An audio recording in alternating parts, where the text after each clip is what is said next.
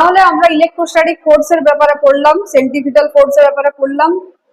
আর কি বললাম আগে ফোর পস্টুলেটে কি বলেছিলাম যে while revolving the electrostatic force between electron and nucleus provide the centripetal force for revolving, right? তাহলে কি আমরা জানলাম যে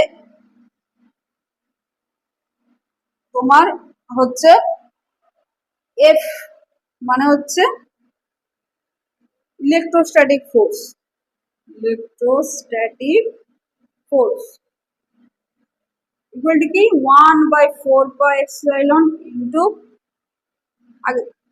জেড ই স্কোয়ার বাই কত আর স্কোয়ার, তাই তো? R equal to distance between, আরটা যদি বুঝতে না পারছো লিখে দিই, আর ইকুয়াল টু হচ্ছে distance between electron and nucleus. Okay, R equal to distance between electron and nucleus. Okay, আর আরেকটা কি পেয়েছিলাম তোমার, আরেকটা ফোর্স পেয়েছিলাম যেটা হচ্ছে এফসি মানে সেন্টিপিটাল ফোর্স পেয়েছিলাম এমভি স্কোয়ার বাই আর। এই দুটো ফোর্স পেয়েছিলাম আমরা আগের যেটা বললাম যে এই দুটো ফোর্স আমরা পেয়েছিলাম। তার মানে কি তাহলে বোরের পস্টুলেট অনুযায়ী এই দুটো ফোর্স কি, এই দুটো ফোর্স হচ্ছে ইকুয়াল। বিকজ কি ইলেকট্রোস্ট্যাটিক ফোর্সটা আর সেন্টিপিটাল ফোর্সটা যদি সমান না হয় তাহলে ইলেকট্রনটা কিভাবে ঘুরবে? ইলেকট্রোস্ট্যাটিক ফোর্সটাই কি করছে, সেন্টিপিটাল ফোর্স প্রোভাইড করছে ইলেকট্রনটাকে ঘোরার জন্য। বা যেমন ভাবেই বলো আর কি, দুটো কথাই একই হলো।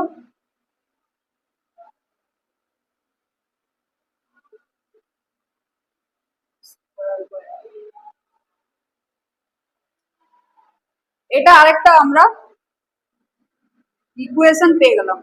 ওকে, এটা হচ্ছে 2 নম্বর ইকুয়েশন। তারপরে এখন এবার আমি ইকুয়েশন দুটো লিখছি একসাথে।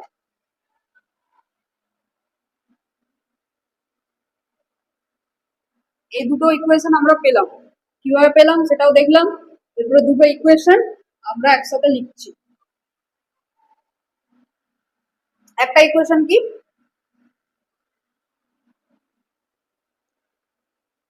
ফার্স্ট ইকুয়েশনটা হলো আমাদের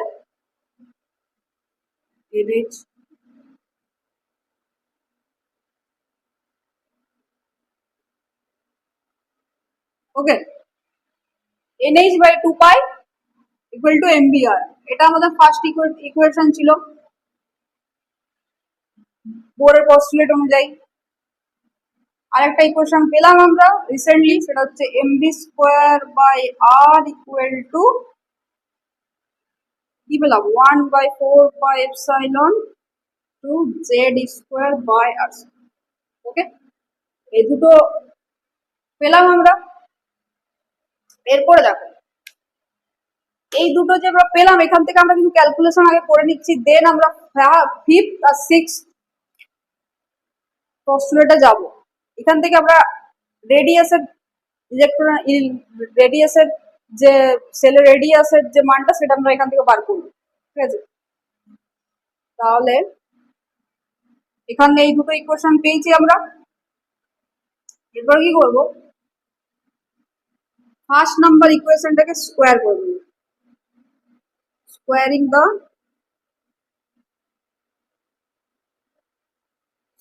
বোথ সাইড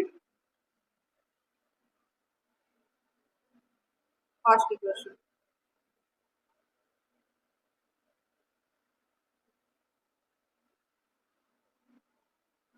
ফার্স্ট যে আমরা ইকুয়েশনটা পেয়েছি, এই যে ইকুয়েশনটা, এটা আমরা বোথ সাইড কি করবো, স্কোয়ার করব।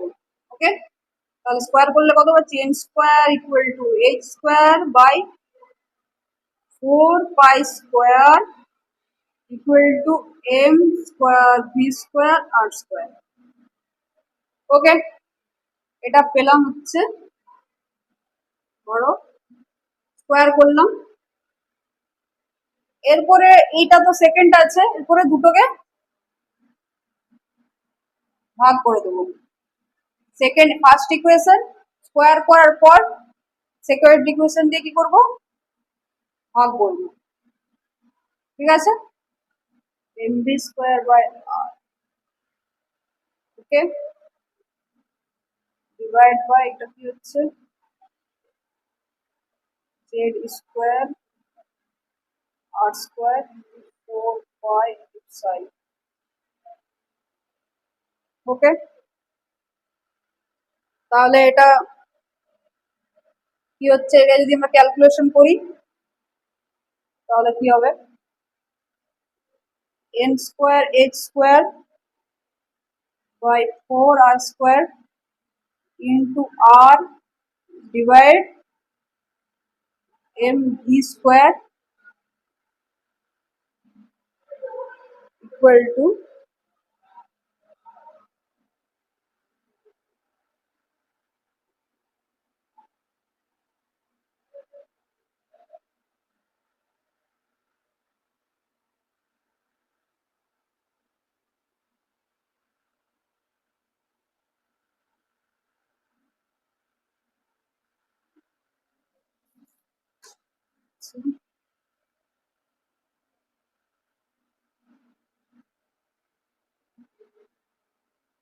স্কোয়ার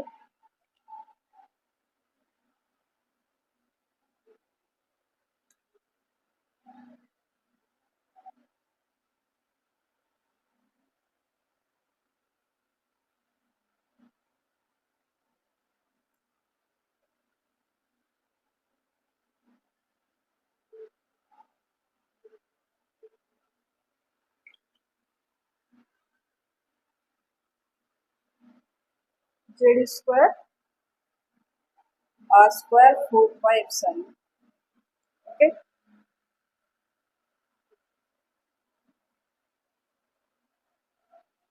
এখান থেকে এটা যদি আমরা কাটি আর কি,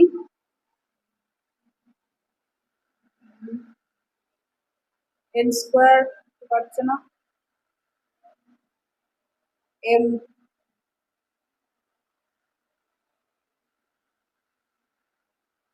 এটা এটাকে এটা ক্যালকুলেশন করে এটার মানটা আসলে দেখবে R equal to N square H epsilon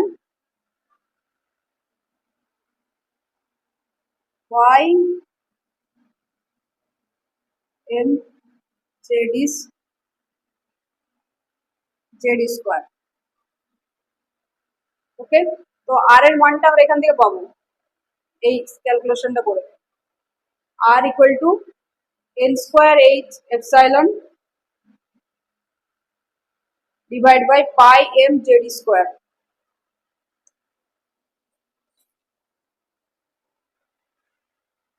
ওকে, তো আর এন মানটা কত পাবো, এন স্কোয়ার এইচ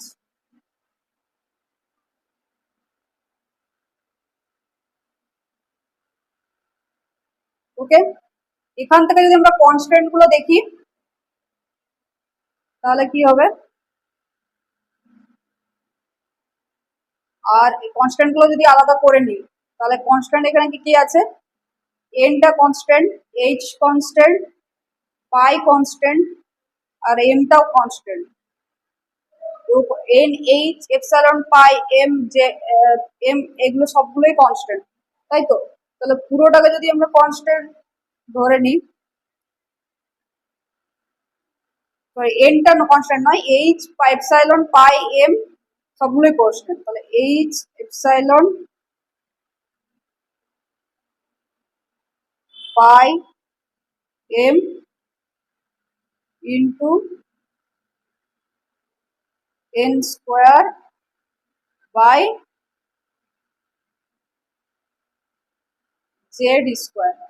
ঠিক আছে, এটা পাওয়া যাবে আর এর মানটা, মানে হচ্ছে রেডিয়াসের মান। ঠিক আছে, এন সেলের রেডিয়াসের মান, ইলেকট্রনের রেডিয়াসের মান। ঠিক আছে, মানে ধর রেডিয়াস বলতে হচ্ছে এটা ধরো যদি নিউক্লিয়াস হয়, এটা ধরো ইলেকট্রন, তাহলে কি এটা জানি আমরা আর। আবার এইখানে যাব, এটা এইখানে এই সেলটার থেকে এটা কত রেডিয়াস, ওকে, তাহলে এটা হচ্ছে রেডিয়াস, এই মানটাই আমরা বার করছি। তাহলে আর এন ইকুয়াল টু, এটা পেলাম, তাহলে আর এন ইকুয়াল টু কত বেরোবে, যদি এই মানটা যদি আমরা সবগুলোর কনস্ট্যান্ট গুলোর মান বসাই, তাহলে আর এর মানটা বেরোবে তোমার R N equal to nth 0.53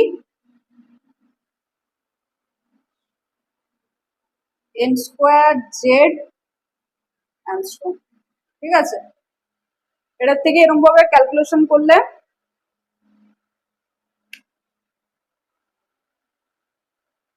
আর এর মানটা বেরোবে এইটা, আর তার সাথে আর এর মানটা যদি এখানে আমরা কনস্ট্যান্ট গুলো সব বসিয়ে দিই, তাহলে আর এর মানটা থাকবে 0.53 into N square Z angstrom. ঠিক আছে, ওকে, তাহলে আর এর মানটা আমি সাইডে লিখে নিচ্ছি, যেহেতু এই তিনটে ইকুয়েশন থাক, আর একটা চারটা ইকুয়েশন চলে এলো, আরেকটা ইকুয়েশন এলো, তাহলে আর এর মান এলো R equal to, R N এর জন্য R equal to H by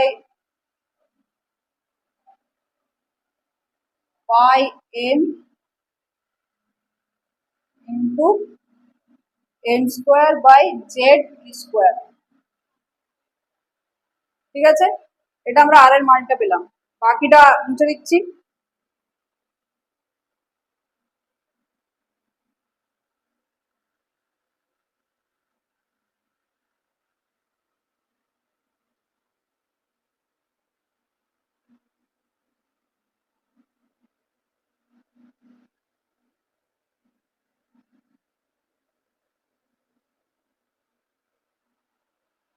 এরপরে আমরা রেডিয়াস এর মান পেয়ে গেছি।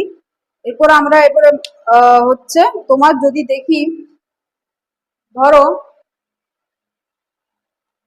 আমরা আরেকটা কি বললাম, আর এন এর যদি আমরা কনস্ট্যান্ট গুলো বসাই, তাহলে কত পাচ্ছি, 0.53 into N square square, sorry n square by হচ্ছে জেড, রাইট, অ্যাংস্ট্রম। তাহলে হাইড্রোজেনের জন্য যদি আমরা দেখি, তাহলে হাইড্রোজেনের ফার্স্ট রেডিয়াস মানে আর ওয়ান কত হবে, 0.53, এখানে ওয়ান হবে, যেহেতু জেড মানে হচ্ছে নাম্বার অফ প্রোটন, যেহেতু হাইড্রোজেনের নিউক্লিয়াসে একটাই প্রোটন থাকলে ওয়ান, তাহলে কি হচ্ছে এখানে ওয়ান হবে, আর এটা এক নাম্বার, তাহলে ওয়ান হচ্ছে, তাহলে কত হলো, 0.53 অ্যাংস্ট্রম হলো। এরপরে 2 নম্বর সেলের যদি রেডিয়াস দেখি, কি হবে, 0.53 ইন্টু 2 স্কোয়ার, একটাই যেহেতু রেডিয়াস, তাহলে এটার সাথে যদি মাল্টিপ্লাই করলে এটা এত অ্যাংস্ট্রম বেরোবে। এরকম করে আমরা করতে পারি। 3 নম্বর সেলের রেডিয়াস, যতগুলো সেল থাকবে এন সেল পর্যন্ত আমরা রেডিয়াস, এন সেলের রেডিয়াস কত, এইটা, ওকে। এরপর আমরা যেটা বার করবো হচ্ছে ভেলোসিটি।